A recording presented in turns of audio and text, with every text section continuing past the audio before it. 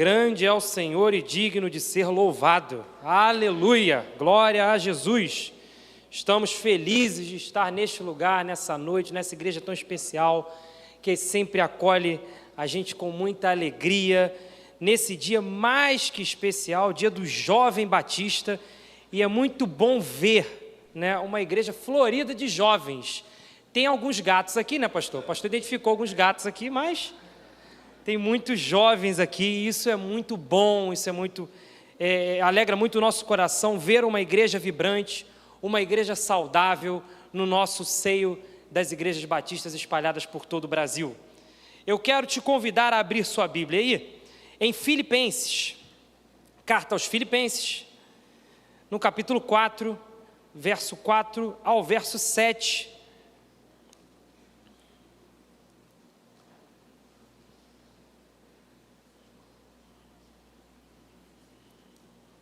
É sempre um privilégio poder compartilhar da palavra do Senhor, poder estar novamente aqui em Vista Alegre.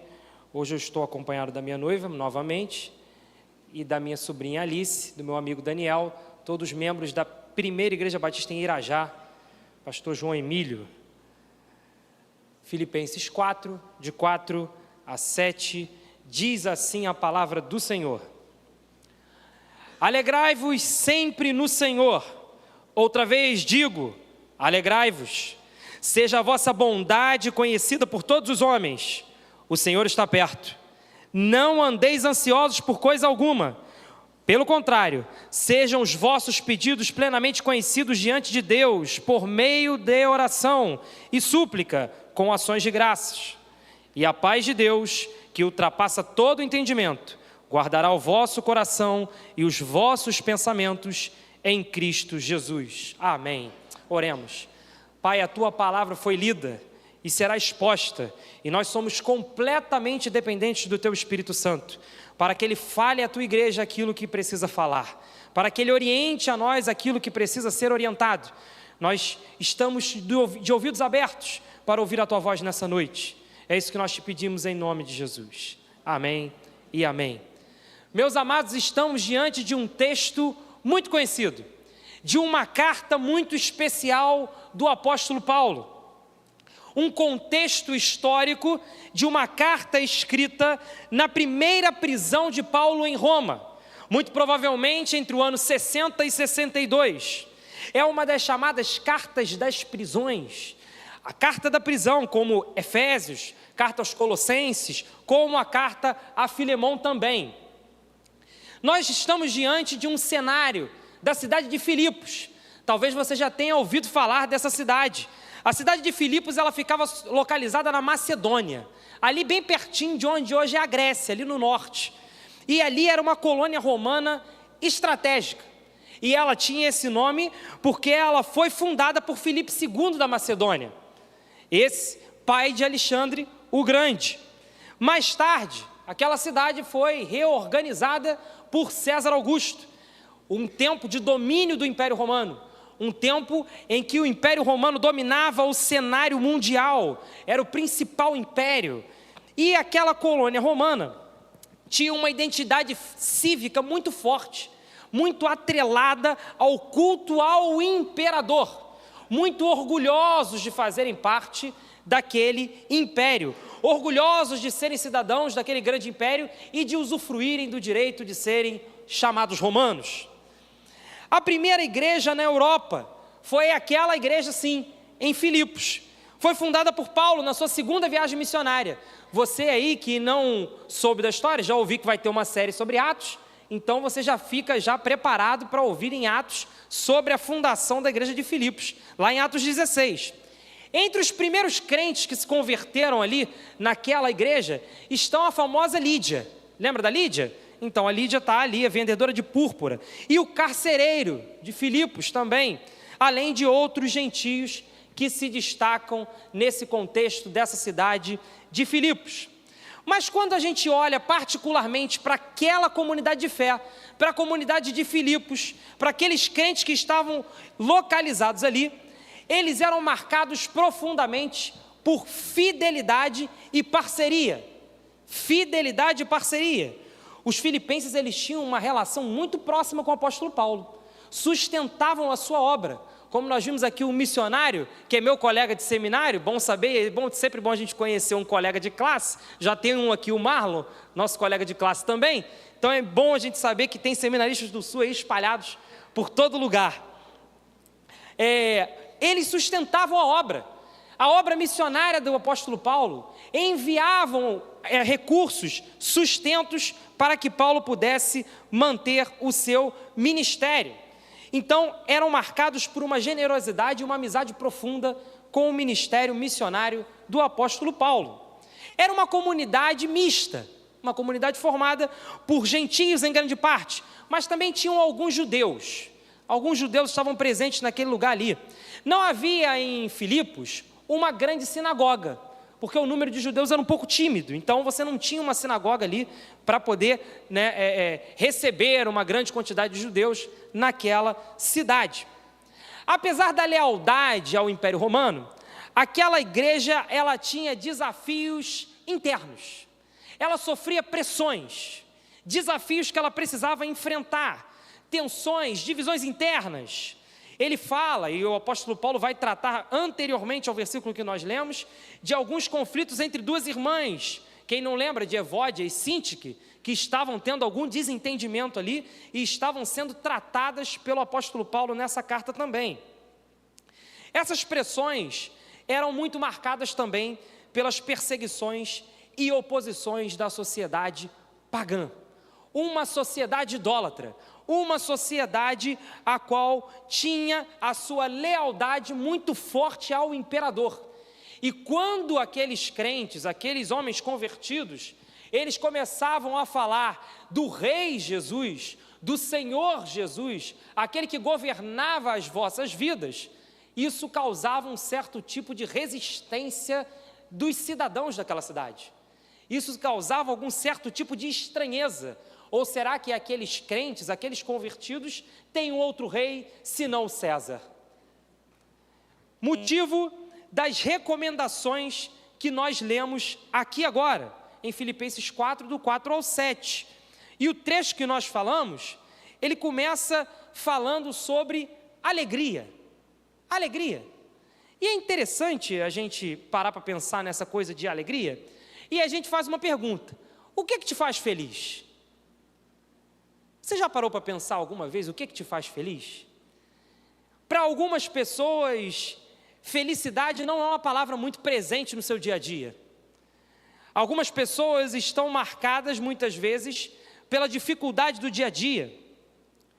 Dificuldades na família, dificuldades no trabalho. Alegria não é uma palavra que está no dicionário de muitos. Mas o que te faz feliz? Quando você ganha um filho? Quando o seu filho te dá um neto? Quando você ganha aquela tão esperada promoção no trabalho? Quando você ganha, ou se forma, ou ganha mais um diploma de um certificado de capacitação, e você está habilitado aí a evangelizar as pessoas também? Ou será quando o seu time vence um campeonato? Se a minha felicidade tivesse atrelada a isso, seria certamente uma pessoa triste. A gente não está, ainda bem que o assunto hoje não é esse. Mas, na verdade, o que Paulo está falando aqui, está chamando a nossa atenção, e o que salta aos nossos olhos nesse texto, é que Paulo, no verso 4, ele vai falar: alegrai-vos sempre no Senhor. Digo outra vez, alegrai-vos. Mas qual era o contexto que o Paulo estava passando? O Paulo fala isso da prisão, meu irmão. O Paulo estava preso. Era um cara que estava no cárcere, um cara que estava apanhando, um cara que estava sofrendo, e ele consegue escrever uma carta para uma igreja dizendo: meus irmãos, alegrem-se, sejam felizes, alegrem-se no Senhor. Jovens, sejam felizes, alegrem-se no Senhor, desfrutem no Senhor, e isso independe das circunstâncias. É interessante, porque aos nossos olhos comuns, sorrir numa circunstância dessa é muito difícil. Sorrir quando você perdeu um ente querido, sorrir quando você está num cárcere, sorrir quando tudo na sua vida está dando errado.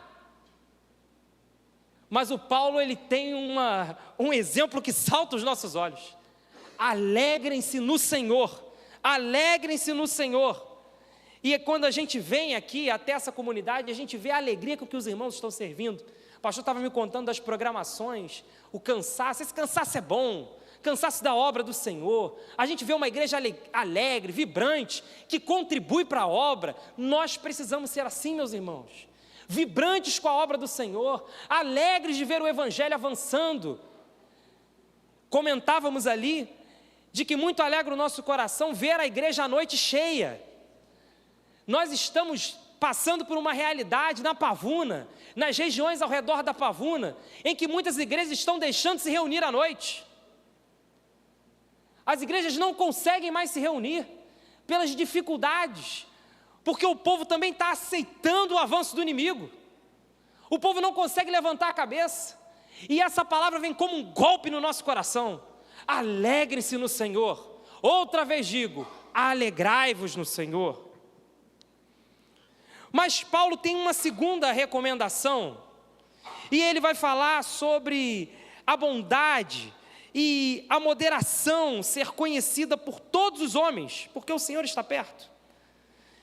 Quando nós estamos passando por um ambiente de hostilidade, como era o contexto ali, aquela comunidade de fé, ela estava passando por pressões externas, pressões de perseguições, pressões de pessoas que não criam no Evangelho do Senhor, mas também haviam dissensões internas, membros e irmãos que estavam discutindo, que estavam perdendo tempo com picuinhas, com confusões.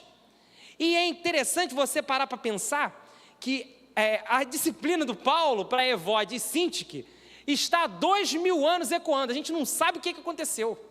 Há 2000 anos a gente está vendo ali que houve algum problema lá, e aí a gente vai saber no céu o que aconteceu naquele negócio lá. Há 2000 anos ecoa essa disciplina lá, que ele está falando para elas se acertarem e entrarem em acordo. Paulo pede que os cristãos demonstrem mansidão e equilíbrio, meus amados, para que a obra do Senhor avance. Jovens, para que a obra do Senhor avance, nós precisamos de ter moderação, precisamos de ter equilíbrio, precisamos de evitar as dissensões, precisamos de parar de discutir sobre coisas que são primárias. As necessidades da obra são imensas, são enormes. Muitas vezes, esse conflito, esse ambiente de paz, que não alcança as nossas comunidades de fé, não alcança os nossos lares. Nós parecemos muitas vezes muito tolerantes quando estamos no nosso trabalho e enfrentamos dificuldade lá, mas quando a gente chega na nossa casa, que a gente bota o pé na porta, parece que a gente se veste de uma pessoa irada. A paciência que você demonstra para o seu chefe não é a mesma paciência que você tem com o seu parente, com a sua mãe, com o seu pai, e você descarrega tudo que você tem de ruim dentro da sua casa.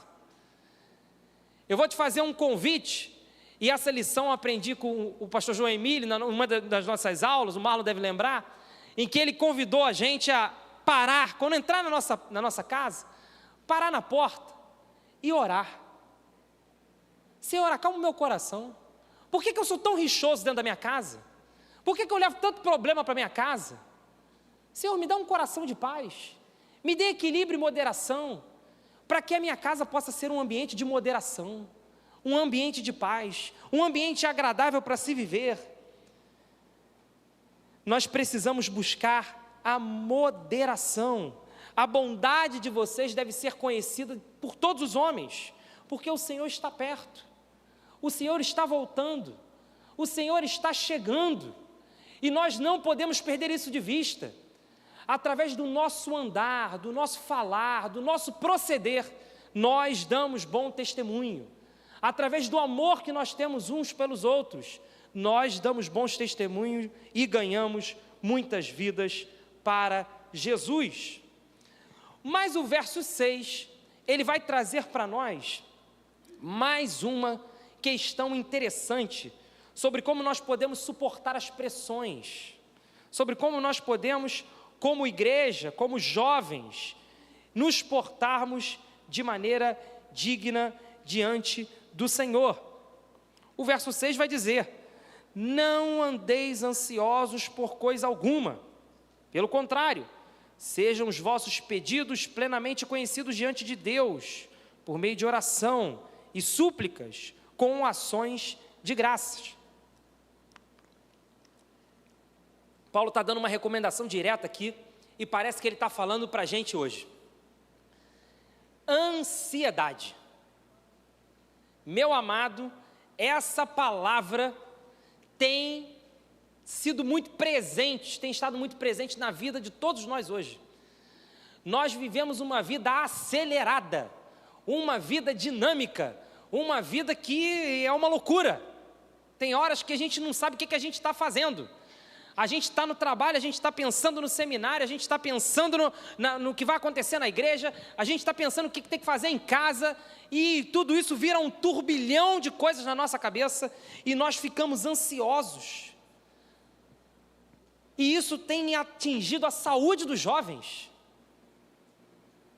de forma muito peculiar. Quando que a gente ia ouvir que um jovem daria cabo de sua vida? Há alguns anos atrás. Seria imaginável. Jovens depressivos, jovens que perderam a esperança total, jovens com todos os transtornos psicológicos possíveis. Mas o Paulo, ele está falando aqui, meus amados, não andem ansiosos por coisa alguma. Nós somos imediatistas, queremos tudo para ontem. E a resposta do Paulo, meus amados, não sejam ansiosos por coisa alguma. Se a gente olhar para o contexto da igreja que estava lá em Filipos, a gente vê uma igreja cercada de perseguição, cercada de incertezas políticas, conflitos internos que geravam neles ansiedade, porque eles não sabiam o que ia acontecer com eles. Hoje nós estamos adorando aqui, mas amanhã isso aqui pode acabar. As outras pessoas podem ser presas, outros podem ser perseguidos. Afinal, o seu mentor e fundador da igreja estava também preso. Muitos dos irmãos que ouviam essa notícia e recebiam cartas da prisão ficavam envergonhados das prisões de Paulo. E Paulo vai tentar tratar isso em outras cartas. E ele vai tentar corrigir isso. Paulo orienta para nós e para aquela comunidade que a resposta a essas incertezas políticas, a resposta aos conflitos internos, a resposta às perseguições e às dificuldades que nós passamos, elas precisam ter como resposta não o medo, mas a oração confiante em Deus. Nós temos muita dificuldade, principalmente quando somos jovens, nós confiamos muito na força do nosso braço. Nós achamos que podemos, com a força do nosso braço, conquistar o mundo. Olha, quando eu tinha 20 anos, 21 anos, eu tinha certeza que eu sabia de tudo. Achava que não, a gente sabe de tudo da vida já. Nossos pais não tem mais nada para ensinar para a gente já sabe de tudo. A gente já está lá, já terminamos ensino médio, escola, né? Agora a gente está na faculdade, estamos quase formando, a gente já sabe de tudo, não tem mais nada de novo que a gente vê. Mera ilusão. Nós precisamos, como jovens, saber depender do Senhor, descansar em Deus. Nós passamos sim por muitas pressões, muitas dificuldades, que as outras gerações precisam também de paciência conosco, porque os nossos pais muitas vezes começaram a trabalhar com 15 anos, 14 anos, 16 anos, e falam assim: meu amigo, você não sofreu nada, isso aí não é nada. Então a gente precisa também de que as gerações elas se compreendam, elas entendam, porque cada tempo traz um desafio, e esse tempo é desafiador para essa geração também, e nós precisamos de contar com o apoio, e é bom ver aqui uma igreja multigeracional. Meus amados, a igreja não foi feita para uma geração só, a igreja ela tem que ser a igreja do pai, da mãe, do filho, do neto, do sobrinho, do primo. Todas as gerações louvam ao Senhor, jovens, idosos, todos eles juntos, no mesmo lugar. Eu ouvi um relato de uma vez de uma igreja, que já estava pastor, fazendo 2 cultos. Então, de 0 a 35 anos, reunia pela manhã. De 35 para cima, era outro culto. Porque as gerações não conseguem conviver. As gerações mais velhas não conseguem entender o formato dos jovens e os jovens não toleram os mais velhos. um lugar onde a intolerância está presente. Como nós, como igreja, podemos avançar desse jeito? O censo do IBGE mostrou, agora, né, mostrou a questão das religiões, mostrou que a maioria dos evangélicos são jovens. Glória a Deus por isso. Nós estamos vendo uma renovação, nós estamos vendo uma nova geração se levantando, e isso é muito bom. E nós precisamos que a outra geração possa recebê-los com alegria. E glória a Deus, porque aqui eles têm espaço para servir. Nós vemos uma boa quantidade aqui cantando, louvando ao Senhor. Isso é importante. Os jovens precisam ser valorizados. Contra a ansiedade, meus amados, entreguem ao Senhor todos os vossos pedidos por meio de oração. Esteja diante do Senhor as suas lutas, as suas batalhas. Quando eu relembro muito o legado de minha avó, que foi membro da Igreja Batista, e ela gostava muito de um hino, de um cantor muito antigo, Feliciano Amaral, que foi da primeira Igreja Batista da Pavuna, e ele cantava: temos por lutas passado, umas temíveis cruéis, mas o Senhor tem livrado dela seus servos fiéis.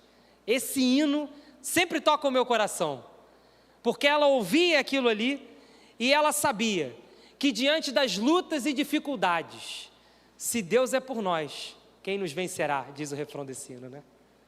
O Senhor é o que dá-nos poder real e é o que nos guarda. É Ele que nos guarda dos perigos do mundo, da vida e das perseguições e dificuldades. E por último, o verso 7 diz para nós: e a paz de Deus, que ultrapassa todo entendimento, guardará o vosso coração e os vossos pensamentos em Cristo Jesus. É interessante porque ele está fazendo um contraponto aqui, e durante o tempo do Império Romano, havia um status estabelecido, que eles chamavam de Pax Romana. Era a paz romana, onde o império desfrutava de certa estabilidade, onde as revoltas e levantes populares eram profundamente reprimidos pelas legiões de soldados, o que mantinha uma estabilidade e uma paz, mas uma paz no chicote, uma paz que era bem repressiva. E quando Paulo fala de paz de Deus, ele está justamente aguçando o pensamento daquela comunidade de que existe uma outra paz, uma paz que vocês talvez não conheçam, uma paz que não é a paz romana, não é uma paz embaixo do chicote, mas é uma paz que excede todo o entendimento.